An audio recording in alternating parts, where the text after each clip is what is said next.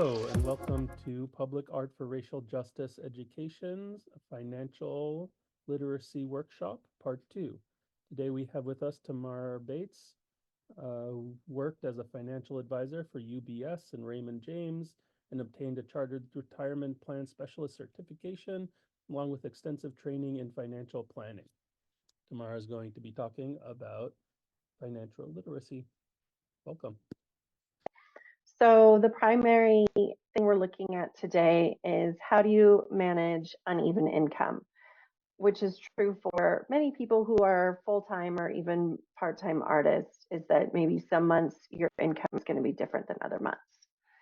I added this slide because I've had some comments lately when I give talks where people are like, oh, I thought I was going to learn bookkeeping, or I thought I was going to learn, how to price my work, how to do contracts. And I just find in general, right, we're not taught financial literacy at any stage of our education. And so a lot of times, like, we might not even know what is financial planning? What are the pieces that go into financial planning? So I wanted just to point out today that my focus is on making sure that people are doing what they can right now to be okay in their 70s, 80s, 90s, and beyond. And actually, the number of people living to 100 has doubled in the last 15 years. It is really hard to think about this because when you're thinking about making this plan for your life, basically, we're talking about decades, 30, 40, 50-year time horizons of money going in and then at some point money coming out. And our brains were designed for fight or flight, right? Like there's, a tiger's going to jump on me, or like, what do I need to eat right now? And it is so much easier to think about, what do I need to do right now? How do I price my work? How do I get in the gallery? How do I file my taxes?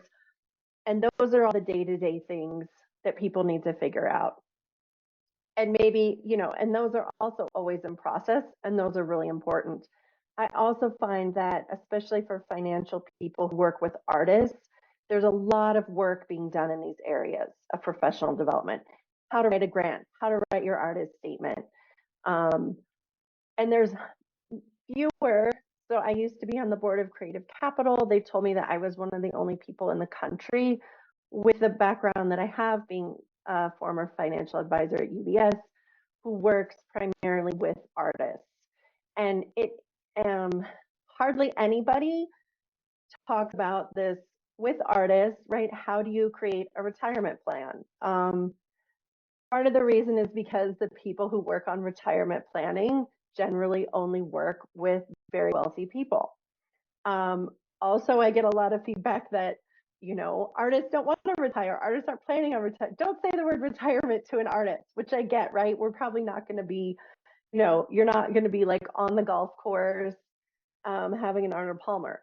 Maybe you are. But anyway, there's definitely things that each of us can be doing now, again, to make sure that we have what we need in older age, that we're prepared, that we have choice. That's really my goal, is that everybody has choice to make the decisions that work for them financially. So especially when you have uneven income and also multiple revenue streams of income, it makes knowing where your money's going and being very concrete around what you need even more important, because there's a lot of complexity. So kind of the starting point is to figure out where your money's going. And we might think we know where our money's going, but really, unless you've sat down and looked through 3 to 6 months of bank statements and separated out what are those expenses that are fundamental, that don't change every month, like your housing, your food, transportation, the things that you have to pay, minimum payments on any debt that you might have, and knowing this needs number, so the amount of money that you have to spend each month. I also recommend, as soon as you're able, and you may all already have this, but that you do start an emergency savings fund.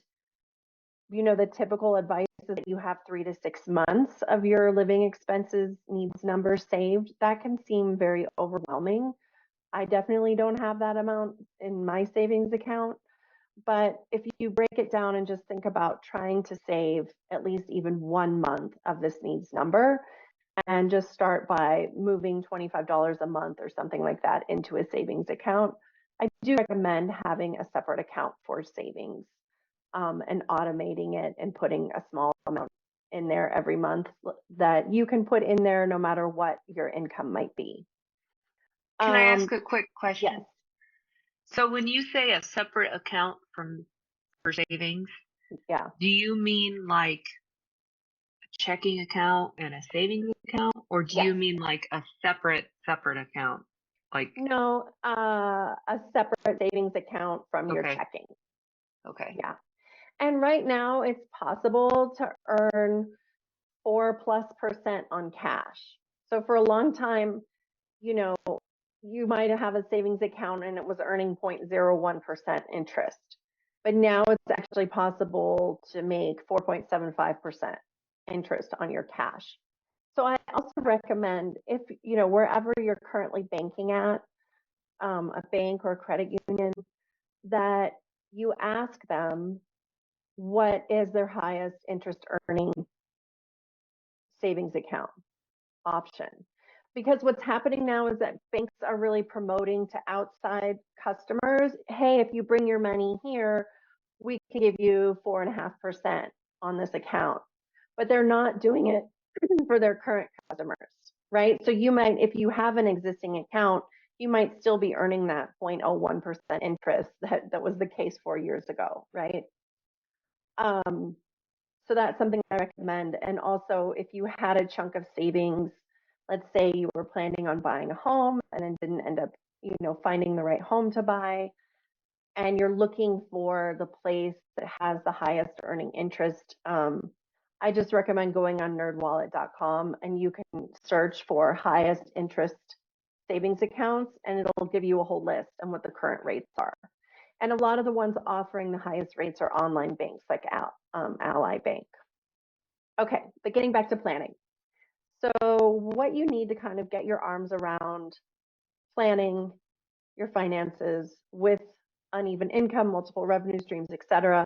Knowing this needs number, knowing what it is for your housing, your food, any medications you might be on, health insurance.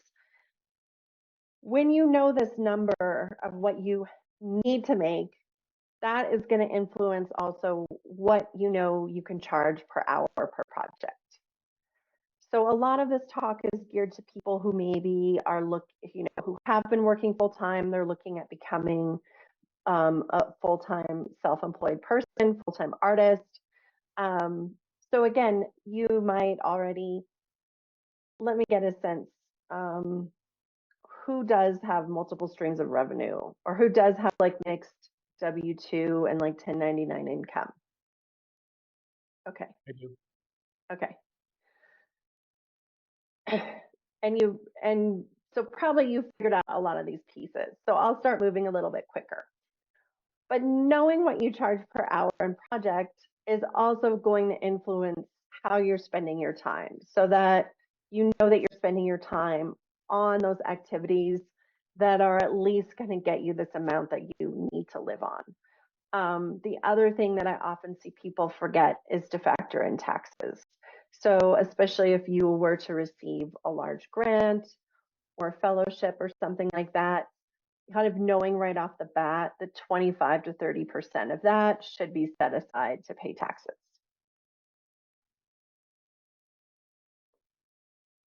Um, yeah, so I already kind of said this. This is, multiple revenue streams. You might have income coming from W-2 income where they're taking the taxes out for you. You might have 1099 income where you're responsible for paying all the taxes. You might be selling through a gallery. You might be selling on your own. There might be sales tax involved, depending on the state that you live in. So all of these different streams have different tax implications, and this kind of complexity makes it even more important to plan. So I do like throwing out this 50-30-20 budgeting rule. There are a lot of different ways that you can create a budget. I find this the easiest kind of breakdown, saying that whatever income you're earning, and even if it's different, that 50% of it is going to your needs, 30% of it is going to wants and wishes. So that could be like eating out, going on vacation, buying extra art supplies, and that 20% is going towards savings, paying down debt higher than the minimum amount, and also investing for your future. Now, for those of us who live in major cities, 50% of your income might be going to rent. Even if we don't live in a major city, right? Housing costs went up 45% or something over the last 4 years. And so it could be that 80-20 is what you need to plan, and that 80% is going to needs, wants, and wishes, and 20% is what you have to go towards savings, debt, and investing. I also recommend using this breakdown when you're creating a grant budget. So it just as a template for kind of thinking about how to break down any large amount of money. So if you're looking for going to somebody who has a full-time job, W-2 income, or a majority W-2 income, to being completely self-employed, there's some protective factors that I like to point out. If you're thinking about making this change, I actually recommend that you have 6 months to 1 year of your needs income saved before you make that type of transition. Just because knowing that you have that large cushion is going to prevent you from taking on more work than you can do, taking on work for too low of a rate, because all these things are going to create burnout. And you want to give yourself the flexibility that whatever you're engaging with, they're paying you what you need to make, and you're doing what you want to be doing.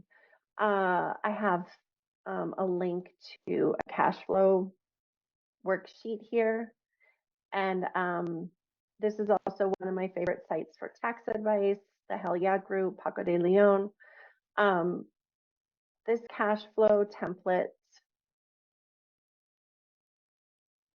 has all the formulas in it, and so it might look like blech, but it's actually kind of fun and it's not that hard, because you just go in and you just type in your own numbers here, and like I said, the formula is already in there. There are certain costs that you can negotiate. So I just have a link to an article that talks about different types of bills that you can negotiate for a lower rate and how to do that. And again, that can be helpful if you know that you're going to lose one income stream, or like I said, you're making this transition from more full-time work to self-employed work. I also recommend that when you're kind of looking at a mix, that you have one steady stream of income that is giving you pretty close to your needs number or your whole needs number. And that, again, is just going to protect you from taking on too many projects at once and so on. Of course, the overall goal, what I'm interested in helping people figure out is how are you aligning making money with how you want to be spending your time and doing what you want to be doing that meets your values. So I have a little exercise here. I've worked with people over many years now who've done this, and I can talk to them 4 years later and they're like, I have my perfect pie chart, right? So I'll show you what this looks like. So you're going to make a pie chart that might be your different revenue streams, how much you're getting from each one. And at the bottom, you're going to put in the total amount you're bringing in. And when you do that, you're going to say, is this enough money? Am I bringing in enough to really do the needs, the wants and wishes, and the savings and investing for future me? And then the second really important question is, are you spending your time the way you want to be spending your time? And if you're not, draw a pie chart that would be your ideal, the ideal amount of money, and the ideal mix of activities of how you would want to spend your time. I usually find that, especially if these two pie charts are very far off from each other, that you probably need to draw some in the middle that have to do with how you're going to grow one source of revenue more so that it more lines up with how you want to be spending your time and how much money you want to make. So I just have some examples based on people I've worked with and where their money's coming in, how they've grown their money over time. And again, so this is from one of the first fellows who went through my program. She doubled her income, and she doubled it by growing her pottery and her painting commissions. I have some performing artist examples. So let me just pause and see if anybody has a comment or a question so far. Could you go back over just the grant budget structure that you talked about? And then for someone who doesn't make pie charts and stuff, do you recommend software or something? Yeah, I know the performing arts one, somebody made that pie chart for me using ChatGPT. Oh, okay. And so, you know, I mean, it doesn't have to be fancy. And, you know, you can just write it out on paper. You can say, okay, I have three things. One thing is paying me 40% of my total income. One thing is paying me 20%. And the other thing is paying me for, you know, another 40% or, you know, whatever. And then write out the amount. And then just kind of look at it as a list and say, is there something I'm doing that's really like a burden on me? Maybe it's giving me a lot of income, but it's not something I want to be doing. Mm-hmm. And so it's interesting how, especially if we're very busy, we might think we know what's taking up our time, but maybe we don't until we actually sit down and map it out. So I'll go over the grant thing in a minute, but Ben, who I worked with, he had, you know, this regular teaching job, but it was kind of driving him crazy and he didn't want to do it anymore. But then he sat down and figured out, like, at the time that teaching job was bringing him 75% of his income. And so once he realized that, then he could say, okay, actually, what I want to do is I want to increase the number of galleries I'm at with and sell my prints for more. And he's actually been able to do that. 4 years ago, he had a t-shirt business where he was selling his print designs in like skateboard shops. And he actually had to let that t-shirt business go so that he could focus more on getting the prints into different galleries, which he was able to do. But he didn't give up the teaching because he realized that the teaching was the thing that was like the most stable. He got a paycheck every month. He knew when that paycheck was coming in, whereas everything else was up in the air. So this grant breakdown, I was just, you know, again, you can do whatever percentages make sense, but when you're doing a grant budget, you might want to look at that 50% of it has to go to the core project costs, including paying yourself. I see a lot of people writing grants and they forget to pay themselves. I also want to point out, I think I brought this up on the last call, but I had one of my fellows recently did a grant proposal and she put in the amount that she wanted to give to her IRA and she put in her taxes as line items on the budget. And the funder wanted her to do that, right? And she got fully funded.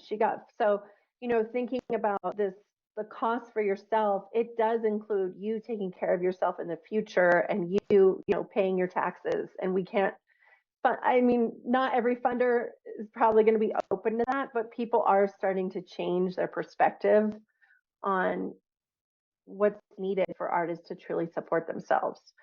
And then I had 30% for consultants, you know, so 30% for things that, again, maybe if you don't get all the money, that you're asking for, some of these things can go. Maybe you don't have it completely, photographed or videoed, or you have somebody help you with installation that's not as expensive. And then always kind of putting in a contingency because the material cost could have increased from when you originally did the proposal. And there's probably always other unexpected expenses. Is that helpful?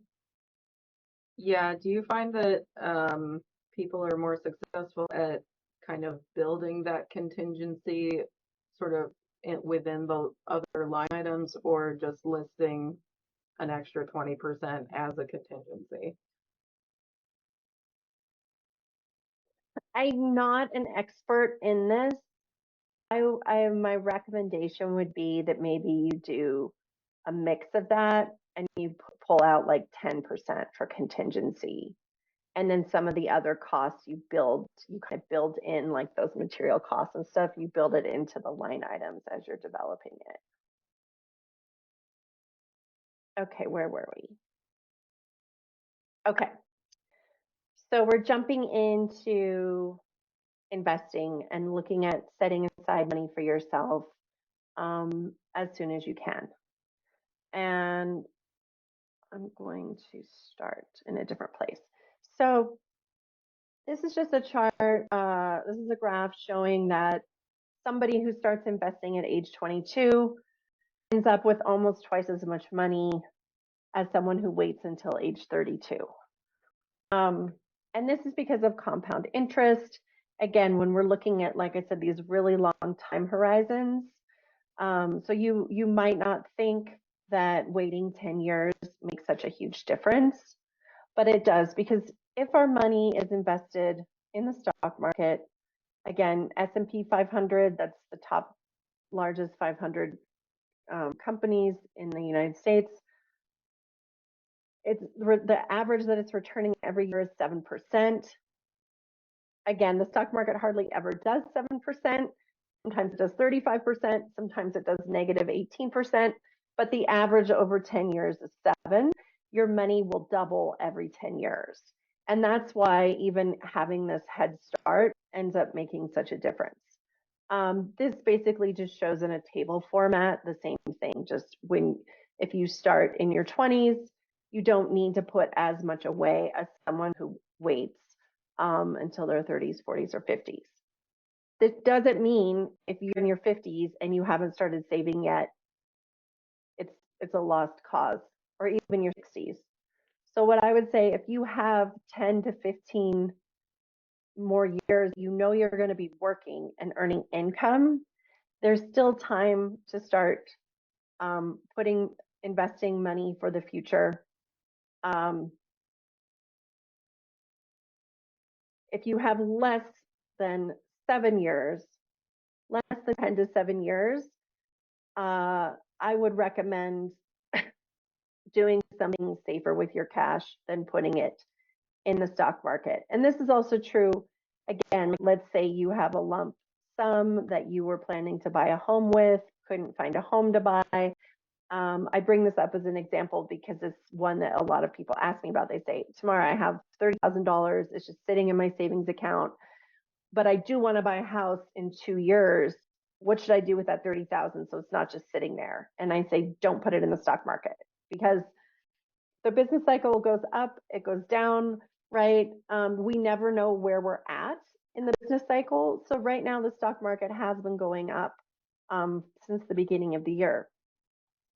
But we don't know when we're going to hit this slowdown period. So if you need your money in fewer than 7 years, that's when I would look at putting it in a CD, like a 3-month CD, a 6-month CD, depending on where you need the money, doing something where you can earn some interest on your cash, but not putting it in the market where maybe we're in this contraction period where it goes down and you go to pull the money out 3 years from now and you've actually lost money.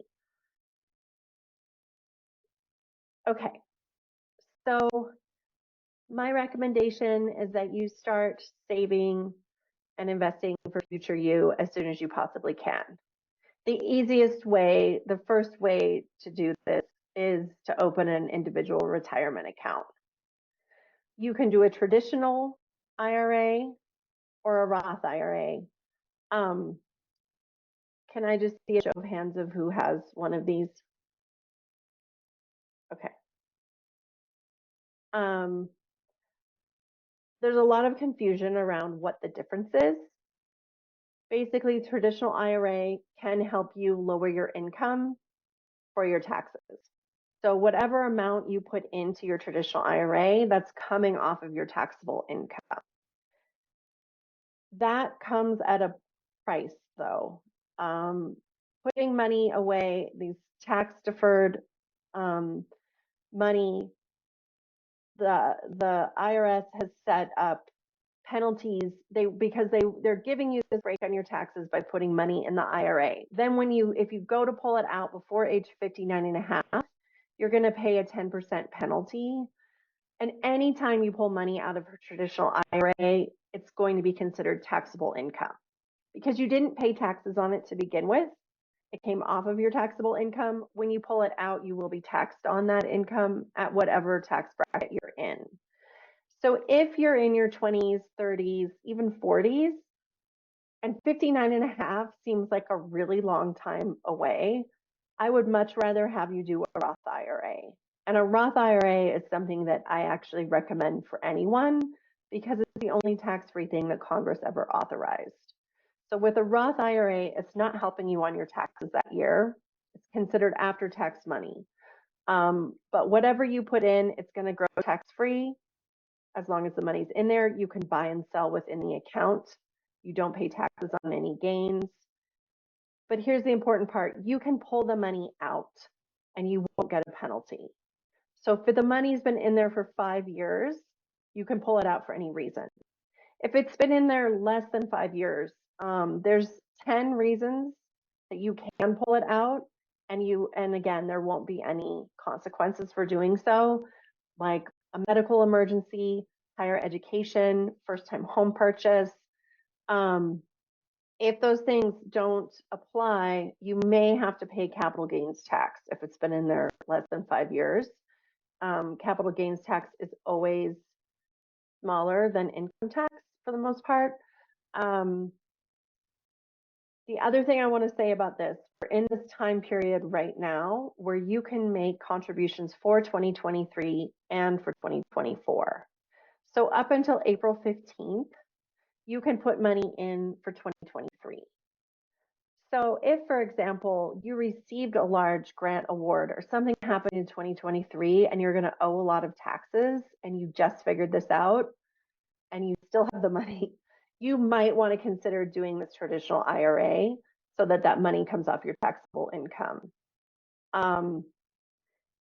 Or again, if you had a lot of savings, something happened, you haven't started saving for the future yet, you want to start investing, you can max out either one of these for 2023 and put all the money in for 2024. Does anybody have a question or something that they want to ask me about this?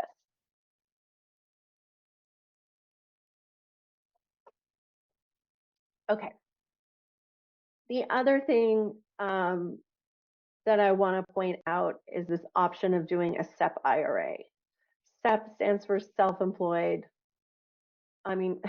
simple employee pension plan. It's not simple, but anyway, this is if you're making, let's say, over $80,000, over $100,000, and you want to put more away than the $7,000 that you can put in an IRA.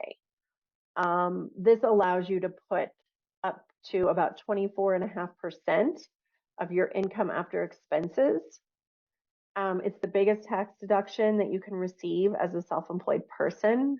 The other thing I like about a SEP, and again, if you were making this higher income and maybe you have a partner who's also supporting you financially and you're able to save aggressively and invest aggressively, you can do a SEP and a Roth. And so this is also the only thing where you can have your cake and eat it too. So normally you can only contribute to a traditional IRA or a Roth IRA in 1 year. You can't do both.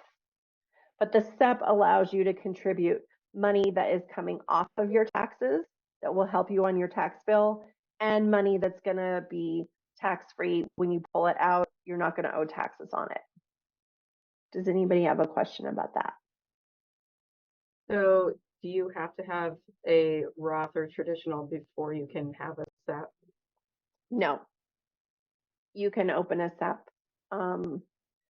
at any time. You know, I wouldn't open a SEP if you're not going to be able to contribute more than the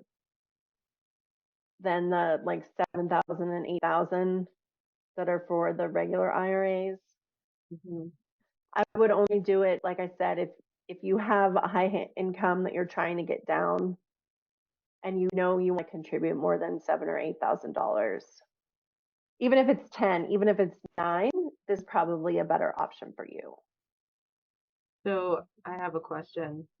If you have a W-2 job where you're putting money in like a 401k or 403b already, and let's say you start making extra money outside of that job and you want to put away as much as you can before you transition out of the job, Mm-hmm. what do you recommend? Do you recommend increasing your job contribution or? Okay. Yeah. So in that case, um, the 401k or the 403b contribution that's coming off of your taxable income. So generally, the order of things, you want to try to, you max that out first. So in your situation, you can open your own IRA, traditional or Roth, even if you have 401k or 403b, but it's not going to be tax deductible. So the IRS doesn't let you double dip in that way. So um, my email is on the first slide of this. Well, it's Tamara at thedotsbetween.com. You can also go on my website, thedotsbetween.com, and you can book a 15-minute call with me. That's free, and I can also help walk you through these different options. Thank you. Anybody else have a question?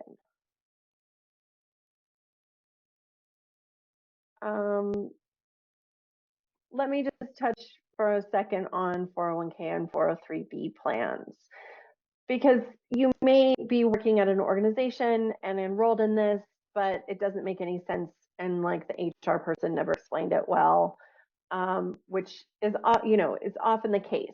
And there's going to be a plan advisor on this 401k or 403b, but it might be someone that you've never spoken to, who's never reached out to you.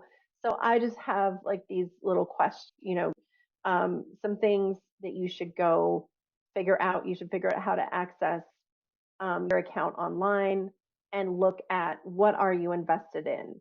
What is your asset allocation? A lot of times with 401ks and 403bs, the default is going to be a target date fund investment. And a target date fund just means the mix of stocks and bonds. It gets more conservative, meaning it has more bonds in it as you get closer to retirement age.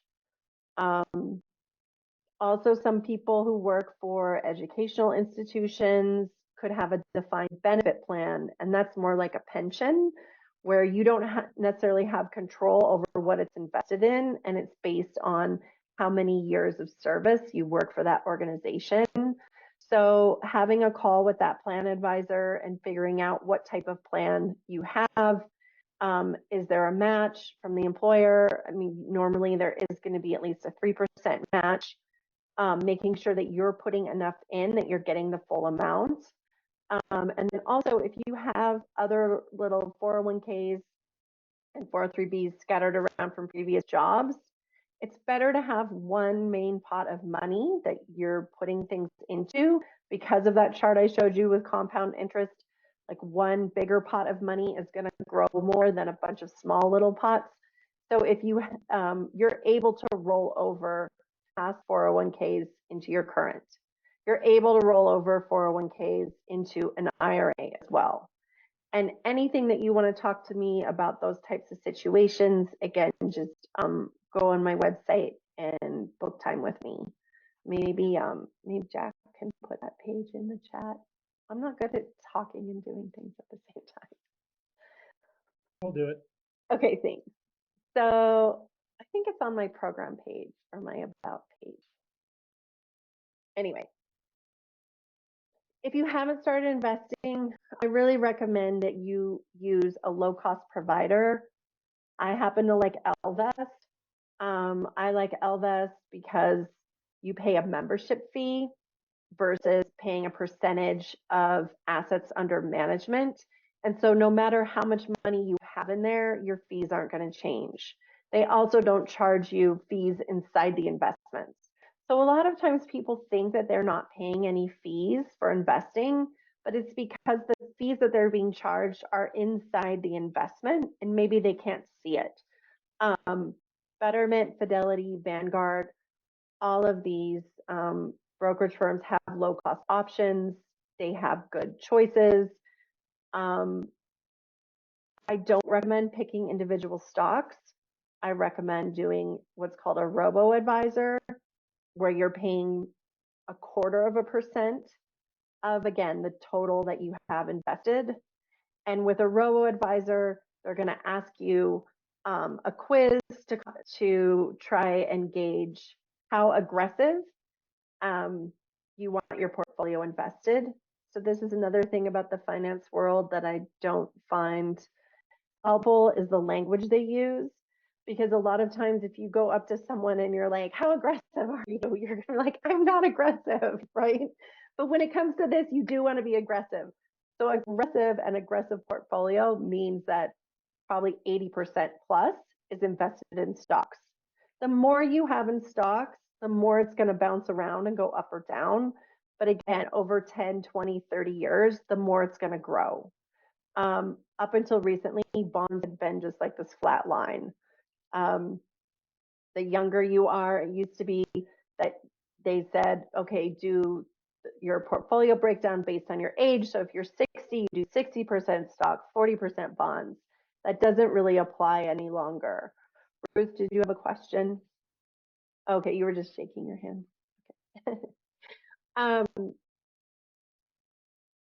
Does anybody want me to dive into like more on like answering these questionnaires for when you open an investment account?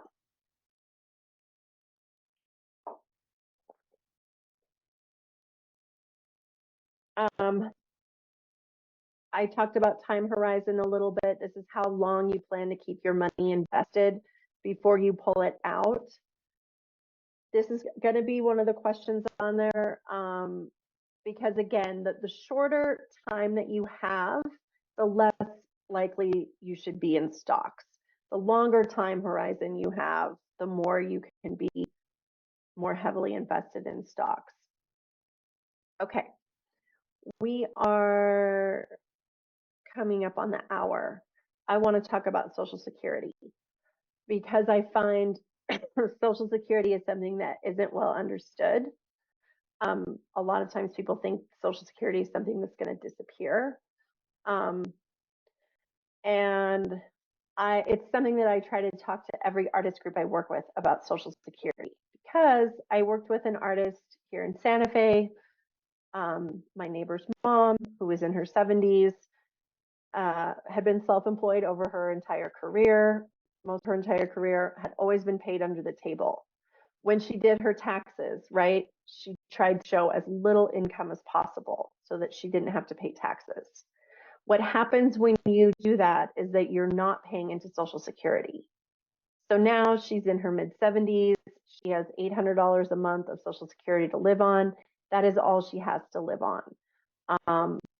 She didn't have other investments or savings. She was a very successful painter at one point, but that's kind of dried up. You know, like there's also these trends. You can be like riding really high on a trend and getting a lot of work, but like knowing that that might not be sustainable is another reason why we want to make sure that we're putting money away.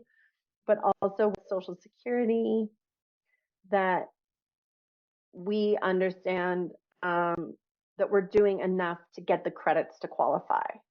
So in order to be eligible, you need 40 quarters of employment. It can be self-employment, that's fine. But if you're in charge of claiming your own income, especially for the bulk of your career, and you haven't worked for an organization or an institution where you're getting W-2 income and they're telling the IRS what your income is, I recommend that you have at least 10 years where you're not trying to look for every expense, right? And you're showing at least $40,000, $40, $50, $60,000 of income per year will end up getting you about $2,800 a month in Social Security benefits.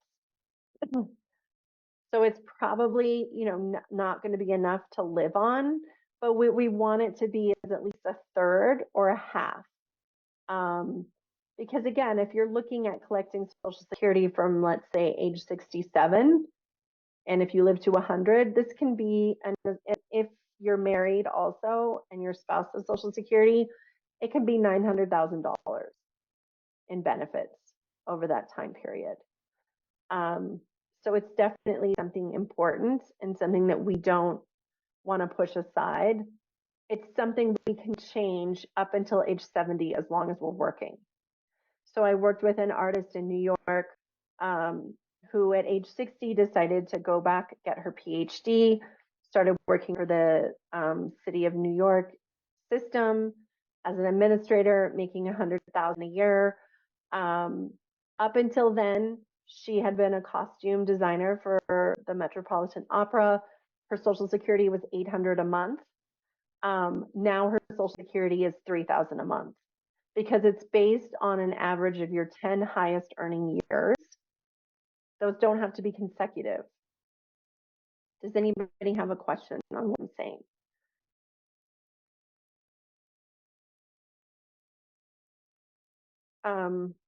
I just look up what your benefits are by going onto ssa.gov. They're going to ask you a lot of security questions, and make sure you write down your answers, because if you get locked out of the system, it's very hard to get back in. And I know because it's happened to me.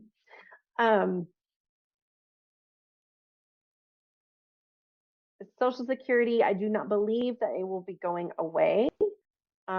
We have a situation in our country where only half of people have even saved anything for retirement. Of those half of the people who've saved anything, it could be that they've saved $1,000, not enough for them to live on. So basically, even though politicians like to act like Social Security is something they could do away with, if it were to disappear, we're talking about condemning at least 60% of the population to mass starvation and homelessness, right? It's not something that they can really play around with in reality. Okay. So when we're looking at creating this plan for our future, Social Security is a part. These savings that we've invested in an IRA, or it could be a 401k, 403b. When you leave that job, you're going to want to roll that money into an IRA. You also might still, right? You're still going to be possibly painting murals or designing the murals for someone else to paint. You may be getting book royalties. You may be getting music royalties. You might still be teaching. You might have a career as like a guest curator or be getting speaking fees. But again, we just want to create a situation where you have choice. And you're able to do the things that you want to do. I can't remember. Hey, Jack, do you know, did I show this calculator on our last call? Let's show it again. Okay. This is a quick way to answer the question, are you saving enough now to be okay in the future, no matter what age you are? So I like this website, dinkytown.net. It looks funny, it sounds funny, it's legitimate. It has different calculators, let's say you want to pay your student loans down faster, or you want to refinance your mortgage, whatever kind of financial question you have, there's a calculator for it. So this is someone who's 40, they're planning on slowing down work at age 70, they're making $50,000, they're saving $5,000 a year, and they have in an IRA already $20,000. And we're just going to say if they keep saving this $5,000 a year, it's going to go up a little bit. We're saying their income is going to increase 3% a year, and so then the amount they're putting away is going to increase too. And in older age, they're not going to need the whole amount of income. They're saying they're going to need about 80% of what they're currently earning to live on. So this is projecting that this person needs 25 years of retirement income, and that, they're going to be okay. They are saving enough. Now, some things that are impacting this person is married. If they're not married, it's saying they're not doing enough. The reason this is because this is factoring in the spouse's Social Security. This is how much Social Security makes a huge difference. Back to my earlier point. So if neither person has Social Security, then it's showing that their money runs out relatively quickly because they're using this whole amount to live on. I find it helpful to look at all the numbers. So if you click on that chart, this kind of shows how much they saved. I don't know if you can see the whole thing. But it's going to show, can I move it over?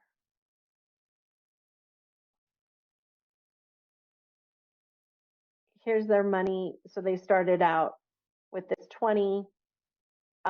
This is factoring in that 7%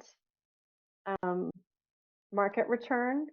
So they're putting in 5 and their 20,000 is making 1. And so you can see the amount going up over here. So even in 10 years, this person has about $100,000. That's only saving $5,000 a year. So I mean, it's definitely, again, when we're talking about doing this over 20 years, 30 years, it can be enough to get you what you need in older age. So I don't want people to feel like, oh, they have to be setting aside all this money or you're not going to make it. Oh, I shouldn't. Anyway, does anybody want to see? I can run a different number. But yeah, if you want to write down. So if you go under this retirement calculator, and I was using the retirement planner calculator. So again, feel free, like if you want to book time with me, this is something that we can do together and kind of walk you through it. But this is again where the only way to really look at decades of money going in and out is to do this kind of step.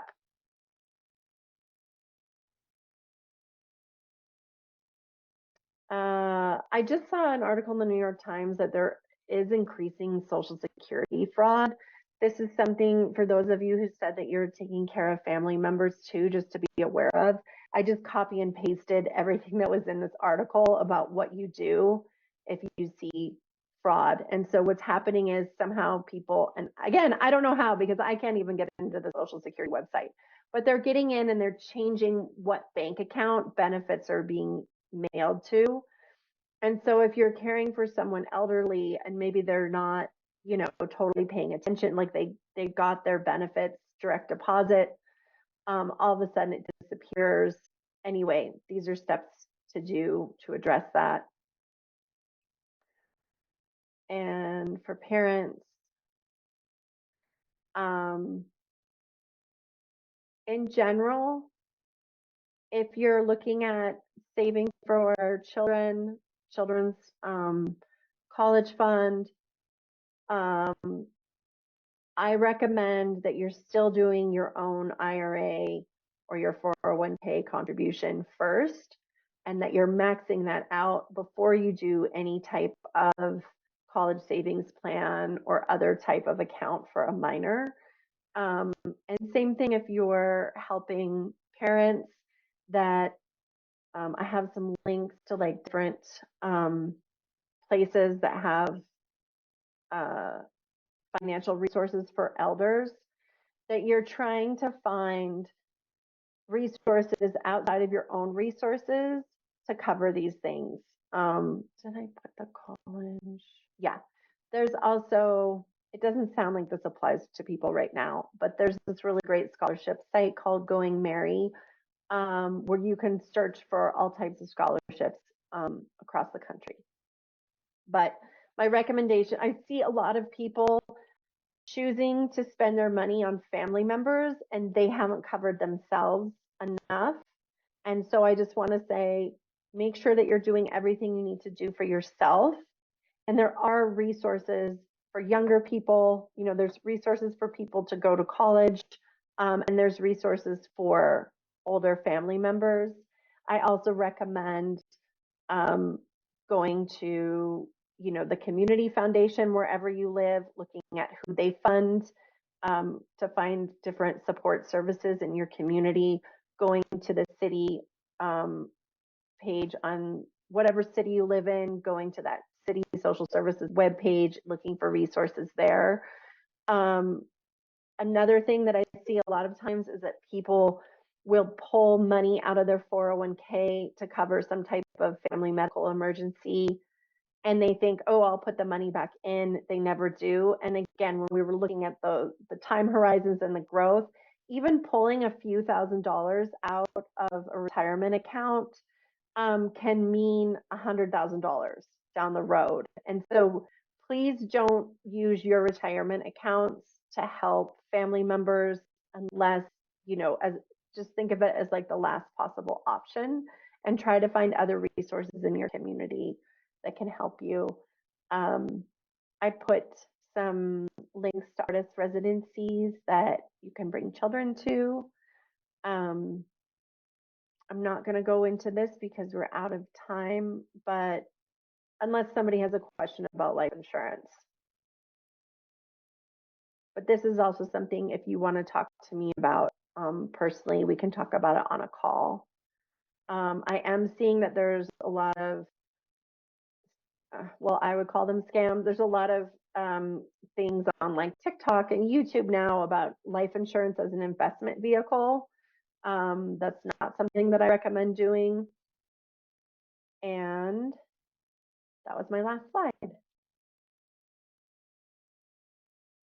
Okay, thank you so much. I can stop thank sharing you. unless anybody wants me to return to something that I talked about earlier. Do you I have have time a for a quick Q&A? Yeah. I have one question. I know that the traditional advice was like homeownership is a good investment over time, and that you build equity and things like that. And I've heard different investment gurus, so to speak, say different things now, like that it's actually not that good of an investment and things like that. I don't know. I wanted to hear your thoughts on that. Yeah. Thank you, because I totally skipped over the slide about buying a home. As with everything, it depends. And so I don't like a lot of this like general financial wisdom. There really aren't, and there's hardly any like black and white cases of just like this is what you should do no matter what. Um, Everything kind of depends on like how long are you going to live there. You know, right now housing costs are so expensive. I included this calculator. Um, I love this calculator because it goes into all the different variables. How long do you plan to stay? What is your mortgage going to be, right? Right now, mortgage rates are pretty high. Hopefully, they're going to come down this year or in the near future. So this calculator, yeah, what are your property taxes going to be? What are your closing costs? you also need to make sure that you have money for home maintenance. The older your home is, they say if your home is over 10 years old, you need to be saving 3% of the total value of your home, like every year for maintenance. Now, again, I think that could be worst case scenario, but um, I've dealt with 3 different homes here in Santa Fe where I live. I would say 2 of them, I had to redo the sewer system. That wasn't something covered by insurance. We're talking $20,000, right? Their roof costs, windows. So there's a lot of things that my recommendation is if you have access to a line of credit that's not expensive, you want to have that before you buy a home. Um, just to protect yourself, because I think buying a home, you can quickly get yourself into a situation that's financially fragile. Again, if something like this happens, um, depending on where you live, the insurance costs. And then this has a calculator for like figuring out like what the rent in your area is. And so, it may be cheaper to rent. I mean, my kind of quick answer to your question also is has to do with what you want. So for some people, buying a home is their main goal, and that is the thing that's going to make them feel the most secure. If you know that you're in the community that you want to stay in, it could be that should be your primary goal. If you know that that's the thing that's going to make you happy and feel good about your life, right? That also, I just want everybody to put in, to factor that in when they're making financial decisions, like the emotional part of it, because that does have a value as well. Mm. But I wouldn't say just the answer is always buy a home because you need equity and otherwise you're throwing money away. It's not true, because I've seen so many people go bankrupt through home ownership. Just, getting divorced. I mean, when we had the last housing crisis, I knew a lot of people who bought their house 2006, 2007, got divorced in 2009, had to sell their house for less than what they paid for it. Both parties owing $80,000, $100,000. It can be something that can break you. Yeah. Okay. I'm like, no, wait, we have to end on a cheerier note. Thank All right, well, unless there's any other questions, anything Jack, say something uplifting. uplifting? Well, I mean, we were talking about earlier the idea that um, there aren't that many people that showed up here, and that's because like getting a hold of your finances is not sexy. Whereas when we had a meeting about galleries, it was like people couldn't wait to listen to the talk, because people I think really think that galleries are going to solve all their problems, but it's the work right here of getting a hold of your finances and planning for your future that is really going to help us build sustainable careers. So so that's uplifting, is that that we're here doing the right work. Yes, thank you for being brave and I mean, all these questions they're really hard. Yeah. It can be scary. It can feel overwhelming. Um, Yeah, but I think that trying to understand it is the first step, and setting goals for yourself, and you know, I think it's a good we're making good progress. So thank you everyone for joining. Please remember, check out our other free resources, from building relationships with galleries to writing artist statements, and more at creativelattice.com. We post the video and then an article summarizing everything. So thank you everyone, and thank you, Tamara. Yeah, and I'm happy to meet with any of you, or even just email me a question. I write everybody back.